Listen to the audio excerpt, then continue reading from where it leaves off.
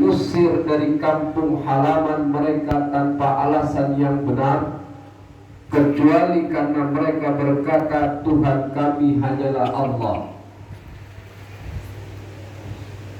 Jika kita perhatikan secara seksama, surat Al-Hajj ayat 39 sampai 40 menegaskan bahwa setiap orang memiliki hak atas kampung halaman.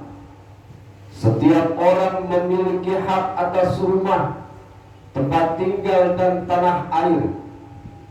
Sebab itu tak kala mereka diusir atau dirampas hak-haknya, Allah Subhanahu wa ta'ala memberi kewenangan mereka untuk membela diri. Mengapa demikian? Karena kampung halaman atau tanah air adalah tempat berpijak untuk melaksanakan kehidupan secara wajar dan aman sebagai manusia yang dimuliakan di muka bumi. Tanah air adalah tempat untuk mencari nafkah, makan, untuk berkeluarga, menunaikan kewajiban beragama, bermasyarakat, mengembangkan pendidikan dan seterusnya. Ma'asyiral muslimin sidang Jumat rahimakumullah. Begitu pula yang diteladankan oleh Rasulullah sallallahu alaihi wasallam bersama para sahabat. Mereka berjuang keras melindungi hak-hak mereka. Mereka berperang bukan hanya untuk menyerang.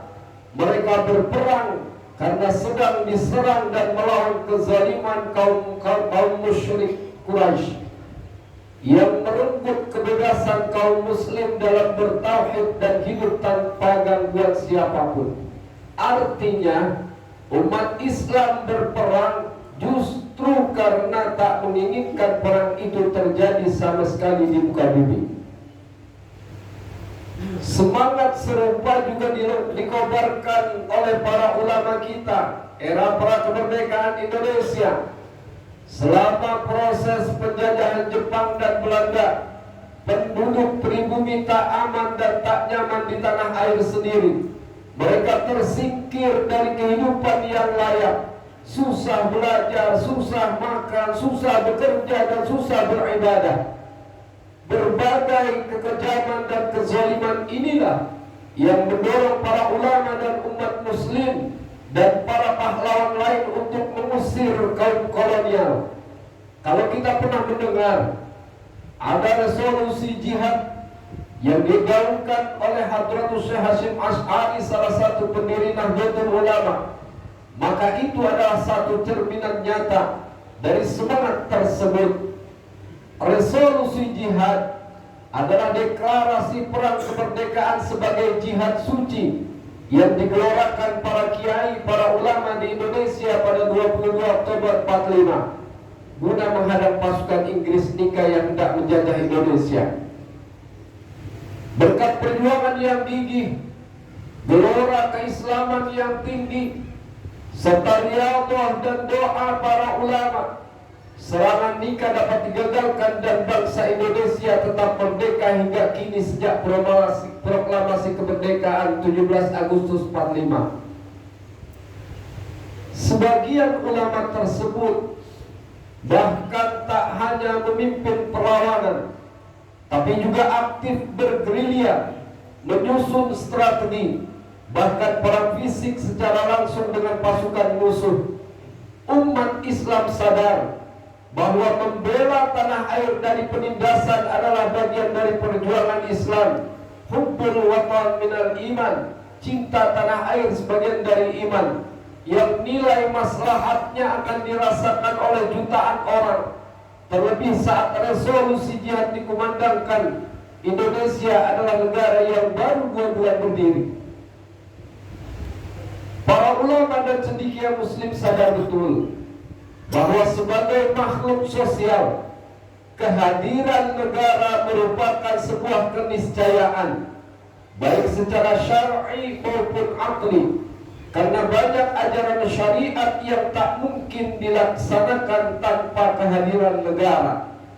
Oleh karena itu, Al-Imam Hujjatul Islam Abu Hamid Al-Ghazali dalam Ihya Ulumuddinnya Al-mulku wad-dinu taw'aman, fad-dinu aslun was-sultanu harisun, wa ma la asla lahu famahdumun, wa ma la harisa lahu fada'i'un.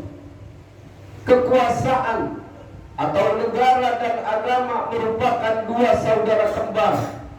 Agama adalah landasan, sedangkan kekuasaan adalah pemelihara. Sesuatu tanpa landasan akan roboh, sedangkan sesuatu tanpa pemelihara akan lenyap.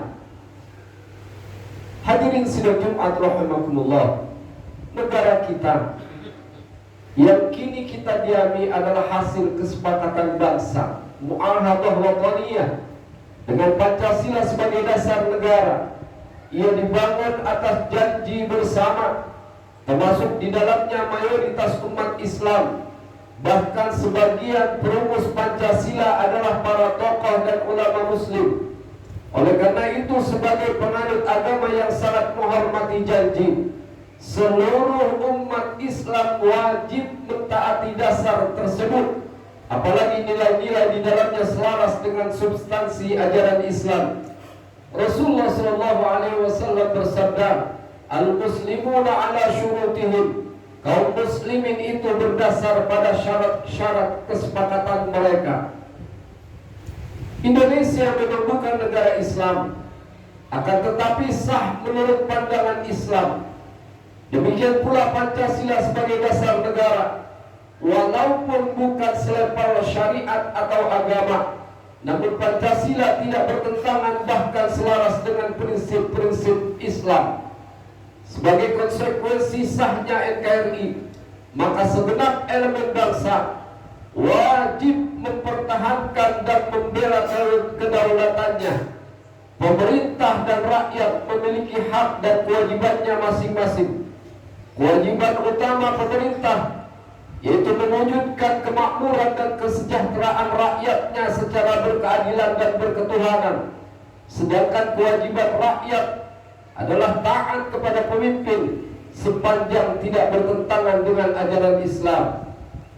Ma'asyiral muslimin sidang Jumat rahimakumullah, kita patut bersyukur bahwa negara kita Indonesia cukup aman dibanding sebagian negara di belahan lain dunia. Umat Islam di sini dapat menjalankan ibadah dan menuntut ilmu agama dengan tenang, kendati pun berbeda-beda mazhab dan kelompok. Kita juga relatif bebas dari kekangan di tanah air dalam menjalankan hidup sehari-hari. Udara kemerdekaan ini adalah karunia besar dari Allah Subhanahu wa Ta'ala. Jangan sampai kita baru merasakan kenikmatan kemerdekaan yang luar biasa ini setelah rudal-rudal berjatuhan di sekeliling kita, tank-tank perang berseliweran, tempat ibadah hancur karena bom, atau konflik berdarah antara saudara sesama bangsa. Na'udzubillahi min dzalik. Oleh karena itu, mari kita syukuri kemerdekaan ini dengan hamdalah, sujud syukur, dan mengisinya dengan kegiatan-kegiatan positif. Kita mungkin tak lagi sedang berperang secara fisik sebagaimana ulama-ulama dan pahlawan kita terdahulu, tapi kita masih punya banyak PR, masalah kemiskinan, kebodohan, korupsi, kekerasan, narkoba, dan lain-lain yang juga wajib kita perangi.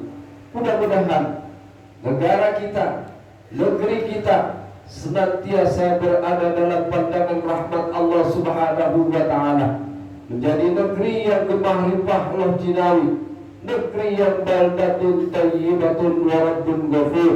Amin amin ya rabbal alamin. Barakallahu li wa lakum fil Qur'anil azim, wa nafa'ani wa iyyakum bima fihi minal ayati wa dzikril hakim, wa taqabbala minni wa minkum tilawatahu innahu huwas samiul alim. Aqulu qawli hadza wa astaghfirullahal azim li wa lakum wa lisairil muslimina wal muslimat wal mu'minina wal mu'minat fastaghfiruhu innahu huwal ghafurur rahim.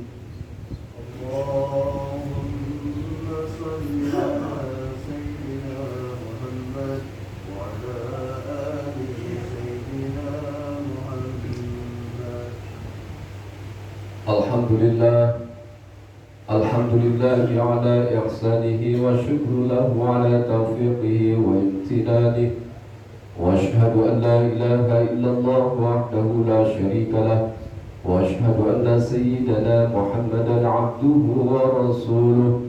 Allahumma salli ala sayyidina Muhammad wa ala alihi wa ashabihi wa sallim tasliman katsira. أما بعد فيا أيها الناس اتقوا الله فيما أمر وانتهوا عما نهى واعلموا أن الله أمركم بأمر بدا فيه بنفسه وثنى بملائكته بقدسه وقال تعالى أعوذ بالله من الشيطان الرجيم إن الله وملائكته يصلون على النبي يا أيها الذين آمنوا صلوا عليه وسلموا تسليما اللهم صل على سيدنا محمد صلى الله عليه وسلم وعلى آل سيدنا محمد وعلى أنبيائك ورسلك وملائكة المقربين وارض اللهم عن الخلفاء الراشدين سيدنا أبي بكر وعمر وعثمان وعلي وعن بقية الصحابة والتابعين وتابع التابعين لهم بإحسان إلى يوم الدين وارض عنا معهم برحمتك يا أرحم الراحمين. اللهم اغفر للمؤمنين والمؤمنات والمسلمين والمسلمات الأحياء منهم والأموات. اللهم أعز الإسلام والمسلمين وأذل الشرك والمشركين وانصر عبادك الموحدين وانصر من نصر الدين واخذل من خذل المسلمين ودمر أعداء الدين وأعل كلماتك إلى يوم الدين. ربنا آتنا في الدنيا حسنة وفي الآخرة حسنة وقنا عذاب النار. عباد الله إن الله يأمرنا بالعدل والإحسان وإيتاء ذي القربى وينهى عن الفحشاء والمنكر والبغي يعظكم لعلكم تذكرون فاذكروا الله العظيم يذكركم واشكروه على نعمه يزدكم ولذكر الله أكبر.